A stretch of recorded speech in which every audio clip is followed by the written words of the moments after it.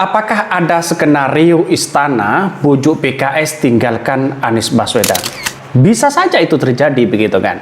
Karena apa? Karena dengan beberapa bulan yang lalu kabarnya PKS juga ditawari menjadi wakil ya dari koalisi Prabowo Gibran. Ini menarik begitu kan ya. Kalau memang ini terjadi koalisi dari PKS dan PSI, maka jelas di situ ada skenario istana bujuk PKS tinggalkan Anies Baswedan. Artinya apa? Artinya Anies Baswedan bisa terjepit mereka.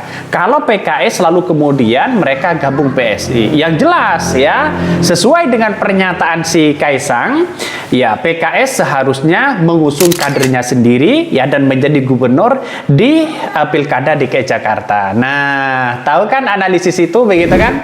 Kalau saya melihat dengan beberapa asumsi, maka apa yang disampaikan Kaisang secara tidak langsung ya PKS harus meninggalkan Anies Baswedan.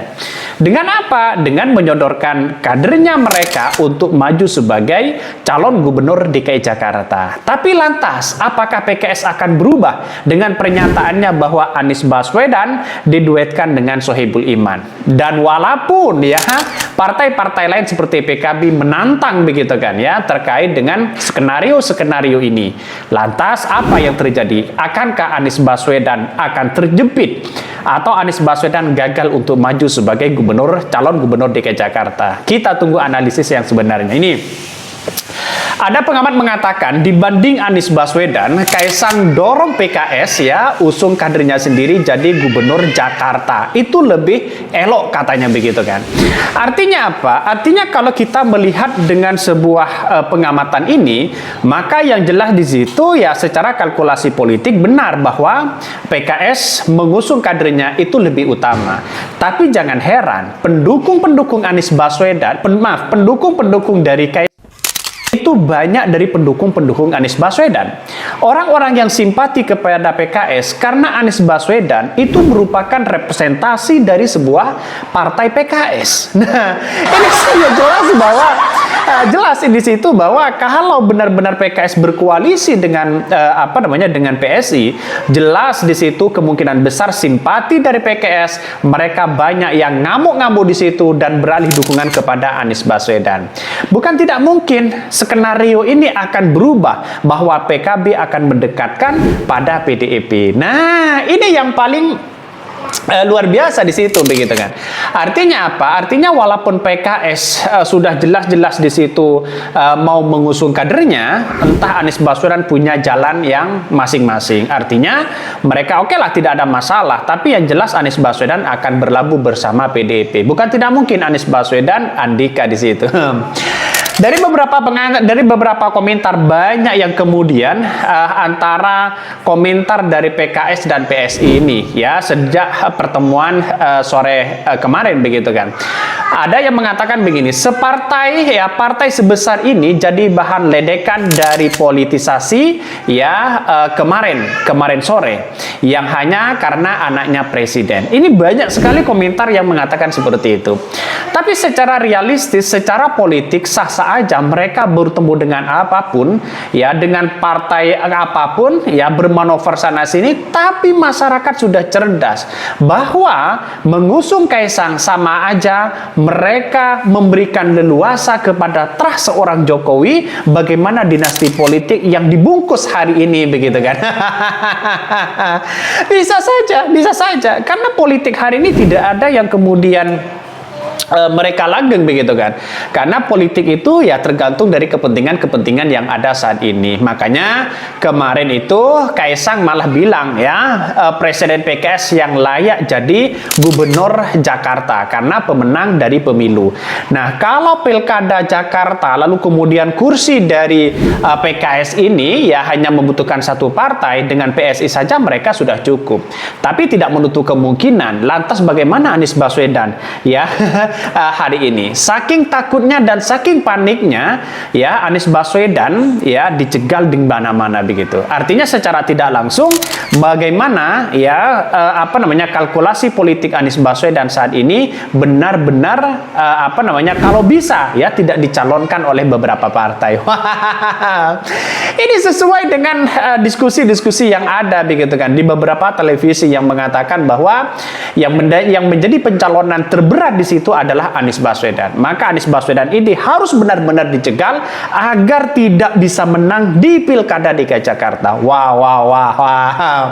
Semakin ngerinya ya politik hari ini begitu kan. Kenapa kalau Anies Baswedan menang ya menjadi calon gubernur DKI Jakarta? Apa yang takut kepada Anies Baswedan? Nah, itu yang menjadi pertanyaan.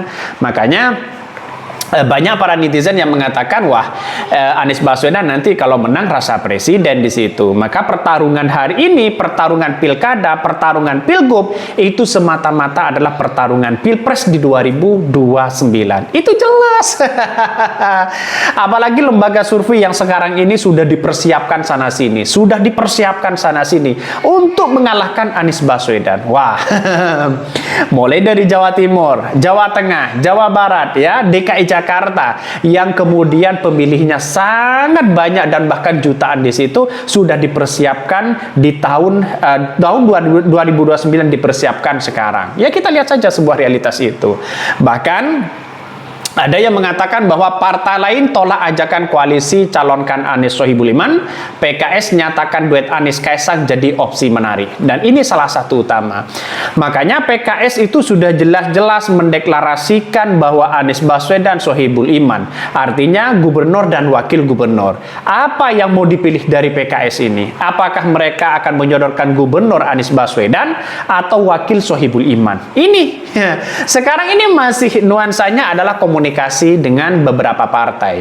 Saya kira inilah pandangan yang kemudian menurut saya pribadi kalau benar, maka yang terjadi di situ adalah bukan tidak mungkin pada bulan Agustus ini akan terjadi deklarasi yang mengejutkan antara Anies Baswedan dan Kaisang. Kalau itu sama-sama ya ada kesepakatan. Tapi bukan tidak mungkin kalau semisalnya PKS menyodorkan kader Sohibul Iman, jelas Anies Baswedan di situ akan berlabuh kepada PDIP. Yang jelas PDIP kalau tawar-menawar menjadi wakil saya kira agak sulit di situ begitu kan ya.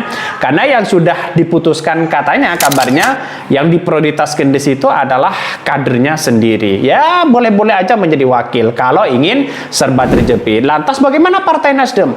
Partai Nasdem hari ini diam ya, tidak mau bicara lebih banyak kepada publik. Tapi melihat alur cerita ini, kalau PKB mau dengan Nasdem, saya kira ini akan menjadi catatan luar biasa dan PDIP di situ akan serba terjepit. Tidak mungkinlah mereka bergabung kepada koalisi Prabowo yang jelas-jelas mereka ada Gibran, ada Kaisang.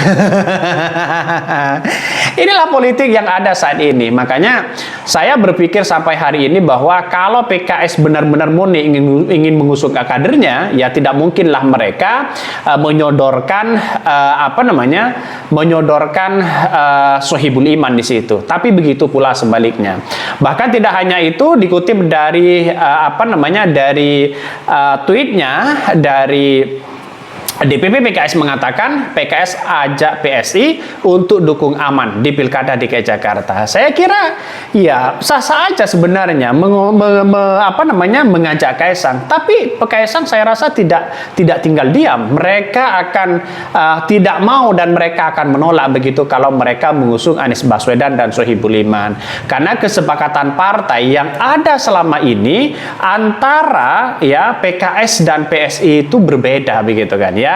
Corak dari mereka politiknya berbeda, walaupun secara tidak langsung inilah politik yang ada ya, bukan tidak mungkin mereka akan disatukan. Tapi satu sisi saya ingat bahwa pendukung Anies Baswedan saat ini lagi menanti keputusan partai PKS ini. Jelas pertaruhannya adalah seorang pemilih ya nantinya di tahun 2029. Kalau PKS tidak mendukung Anies Baswedan, jelas di tahun 2029 pasti simpatisan Anies Baswedan tidak akan mungkin memilih partai PKS. Kita camkan itu begitu. Maka saya melihat ini fenomena yang begitu menakjubkan di situ. Yang lawan menjadi kawan, yang kawan menjadi lawan. Bagaimana PSI dulu di tahun 2017 ya, keluar-keluar dan mengkritik habis-habisan Anies Baswedan. Tapi mungkin bisa disatukan hari ini begitu kan. Bahkan tidak hanya itu ya, saking Kaisang ini merayu PKS, mengatakan ya sampai hari ini sebenarnya PKS atau Kaisang belum memutuskan untuk maju di Jawa Tengah atau di Jawa Timur begitu kan. Maaf ya, di DKI. Makanya sampai hari ini PKS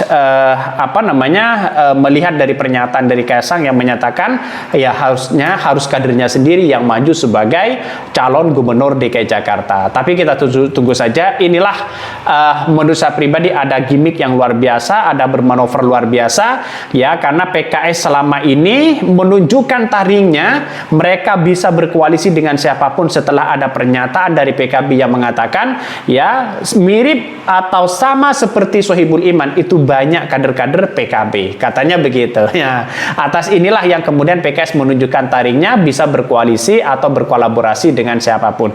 Mungkin itu yang kami sampaikan. Tonton terus channel Hodari Podcast Rakyat ini.